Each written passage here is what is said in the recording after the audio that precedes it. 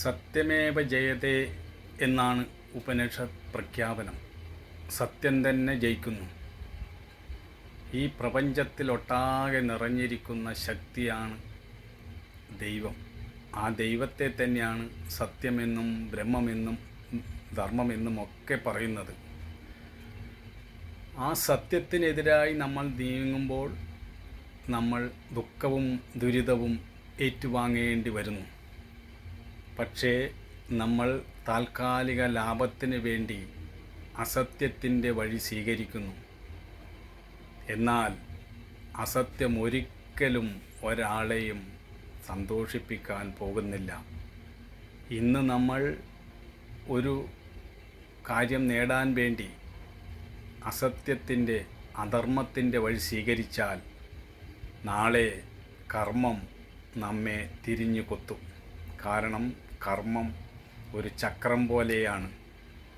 എവിടുന്ന് തുടങ്ങിയോ അവിടെയേ അത് വന്ന് അവസാനിക്കുകയുള്ളൂ. ഈ സത്യം പലപ്പോഴും നമ്മൾ മനസ്സിലാക്കാറില്ല. ഒരുവന് അവനെ തന്നെ വഞ്ചിക്കാം, 1000 പേരെ 1000 തവണ വഞ്ചിക്കാം. എന്നാൽ എല്ലാം കണ്ടുകൊണ്ടിരിക്കുന്ന ഒരു കണ്ണുണ്ട് ഈ പ്രപഞ്ചത്തിൽ. അതിനെ വഞ്ചിക്കാൻ ഒരുത്തനും സാധ്യമല്ല.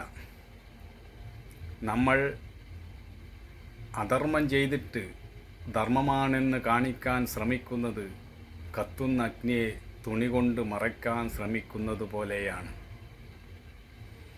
സത്യത്തെ ആര് മുറുകെ പിടിച്ചു പോകുന്നവോ അവന് ക്ലേശങ്ങളുണ്ടായേക്കാം. പക്ഷേ അവന് അപ്പോൾ ക്ലേശങ്ങൾ അനുഭവിക്കുമ്പോഴും അവൻ്റെ മനഃശാന്തി നഷ്ടപ്പെടില്ല. കാരണം അവൻ സത്യത്തെ മുറുകെ പിടിച്ചാണ് പോകുന്നത്. സത്യം നമ്മുടെ ഓരോരുത്തരുടെയും സ്വരൂപമാണ്. അതിനെ മറന്ന് ജീവിക്കുമ്പോഴാണ് അശാന്തി ഉണ്ടാകുന്നത്. സത്യത്തെ മറന്ന് നാം എന്തൊക്കെ നേടിയാലും അത് നമ്മെ തൃപ്തിപ്പെടുത്താൻ പോകുന്നില്ല, സന്തോഷപ്പെടുത്താൻ പോകുന്നില്ല. നമ്മൾ അസത്യത്തിലൂടെ നേടിയ സമ്പാദ്യം കൊണ്ട് AC മുറിയിൽ കിടന്നാലും അത് നമ്മളെ സ്വസ്ഥനാക്കില്ല.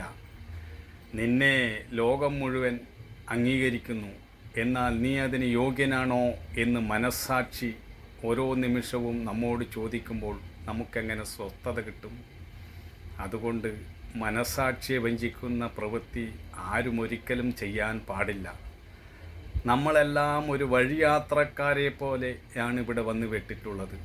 കുറച്ച് ദിവസം ഒരു സത്രത്തിൽ തങ്ങുന്നു, പിന്നെ അവരവരുടെ വഴിക്ക് പോകുന്നു. ഇത്രയേ ഉള്ളൂ ജീവിതം.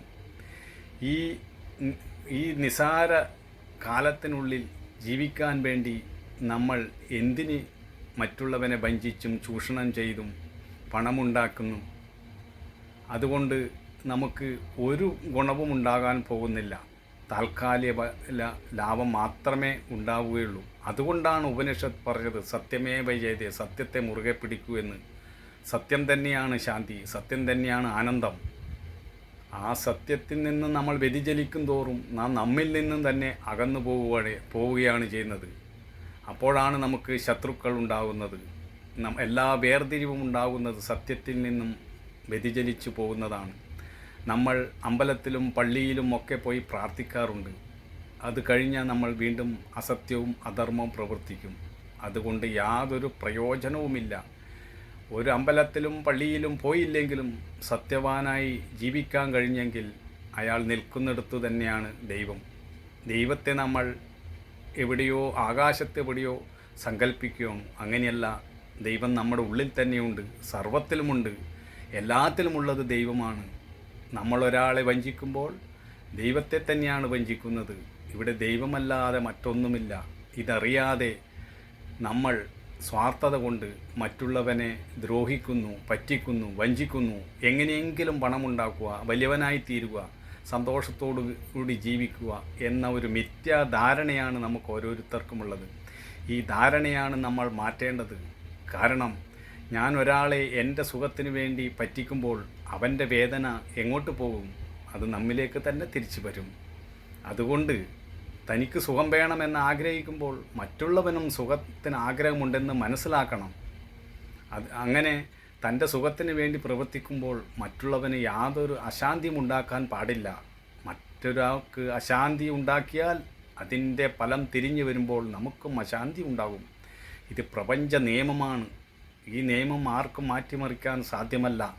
ധനികനായാലും ദരിദ്രനായാലും പ്രപഞ്ച നിയമത്തിനെതിരെ നീങ്ങിയാൽ ദുഃഖം തന്നെയാണ് ഫലം. ഇതാണ് നമ്മുടെ ഉപനിഷത്ത് ആവർത്തിച്ച് പറയുന്ന ഒരു കാര്യം. പക്ഷെ നാം ചെവിക്കൊള്ളാറില്ല. എന്നിട്ടോ നമ്മൾ പോയി വീഴുന്നത് ദുരിതത്തിലും ദുഃഖത്തിലുമാണ്. എന്നിട്ട് വിധി നമുക്ക് എതിരായി വരുമ്പോൾ, നമ്മൾ ശിക്ഷിക്കപ്പെടുമ്പോൾ നമ്മൾ പലരെയും കുറ്റം പറയുന്നു, പഴിചാരുന്നു. അതുകൊണ്ടൊന്നും ഒരു രക്ഷയുമില്ല. താൻ നിരന്തരം ചെയ്ത കർമ്മത്തിൻ്റെ ഫലം താൻ അനുഭവിച്ചിടുവെന്നേ വരൂ. ഈ നിയമത്തിൽ നിന്ന് ആർക്കും രക്ഷപ്പെടാൻ പറ്റില്ല. അതുകൊണ്ട് ജീവിക്കുന്ന കാലം നല്ലത് പറഞ്ഞും നല്ലത് ചെയ്തും മുന്നോട്ട് പോകാൻ നോക്കണം. അതല്ലേ നമുക്ക് ആവശ്യം. മറ്റൊരുവനെ വഞ്ചിക്കണമെന്ന് തോന്നുന്നത് എത്ര വലിയ സ്വാർത്ഥതയാണ്. തനിക്ക് സുഖം വേണം, അതിനുവേണ്ടി മറ്റുള്ളവനെ എന്ത് ചതിയും വഞ്ചനയും ചെയ്യാൻ മടിയില്ലാതിരിക്കുക. ഇത് മനുഷ്യൻ്റെ തെറ്റായ വീക്ഷണമാണ്. ഈ പ്രപഞ്ചം ഒട്ടാകെ നിറഞ്ഞു നിൽക്കുന്ന ഒരു സത്യമുണ്ട്. അത് ആരോടും ദാക്ഷിണ്യം കാണിക്കില്ല. അതിൻ്റെ അടുത്ത് യാതൊരു പ്രായശ്ചിത്തവും ശരിയാവില്ല. തെറ്റ് ചെയ്തവൻ ഇന്നല്ലെങ്കിൽ നാളെ ശിക്ഷ അനുഭവിക്കേണ്ടി വരിക തന്നെ ചെയ്യും. അതുകൊണ്ട് നല്ല കാര്യങ്ങൾ ചെയ്യുക, നന്മ ചെയ്യുക, സ്നേഹിക്കുക, സേവിക്കുക, ഇതെല്ലാമാണ് വിവേകമുള്ള നമ്മൾ ചെയ്യേണ്ടത്. അങ്ങനെയാണെങ്കിൽ നമുക്ക് ഒരു ചെറ്റക്കുടിലും ശാന്തിയോടുകൂടി ജീവിക്കാൻ കഴിയും. ഒരു മരത്തണലിലും നമുക്ക് സന്തോഷം കണ്ടെത്താൻ കഴിയും. അല്ല മറിച്ചാണ് ചെയ്യുന്നതെങ്കിൽ AC റൂം കെട്ടിയാലും അതിലൊന്നും നമുക്ക് സമാധാനം കിട്ടില്ല. എത്ര രുചിയുള്ള ഭക്ഷണം കഴിച്ചാലും സന്തോഷം കിട്ടില്ല. സന്തോഷത്തിൻ്റെ വഴി സ്നേഹമാണ്, സത്യമാണ്, ധർമ്മമാണ്, ജ്ഞാനമാണ്. ഇതിൽ നിന്ന് മാറി ചിന്തിച്ചാൽ ആ ചിന്ത തന്നെ തൻ്റെ ഉള്ളിൽ രാഗദേശങ്ങൾ തന്നെ തൻ്റെ ഉള്ളിൽ മലിനപ്പെടുത്തും. അത് പല രോഗങ്ങൾക്കും കാരണമാകും. അങ്ങനെ സദാസ്വസ്ഥനായി കഴിയേണ്ടി വരും. അതുകൊണ്ട് നന്മയുടെ ധർമ്മത്തിൻ്റെ വഴിയിൽ ഓരോരുത്തരും സഞ്ചരിക്കുക.